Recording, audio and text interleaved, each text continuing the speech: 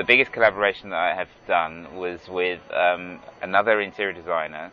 The reason that we worked together on the project is because I had more experience and he had the language skills and the contact. And it was designing a hotel in Venice. So he's Italian, he comes from Venice.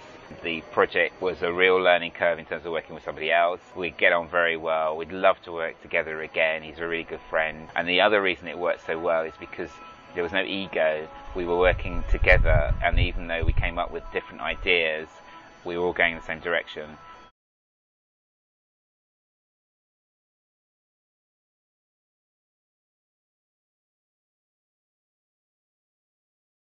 Yeah, there is a process, and that's something that I try and emphasise to clients. The first process is to meet them face to face. It may sound silly, you really can't understand somebody unless you've got that face to face contact, but it's not enough. So you have to have personal contact. That's the first stage. Then you have to really understand what is it they're trying to achieve.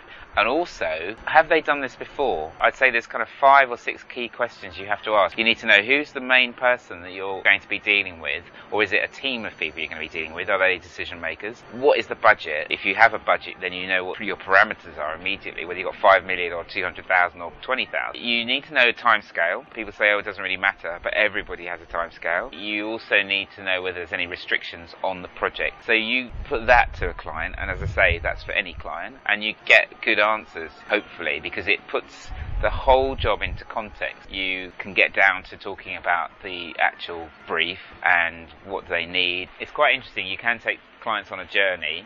Once you've started that, you kind of build up a dialogue. Communication is important. Develop the brief, and you get to a point where you agree the brief, and then you can kind of really get going, I'd say.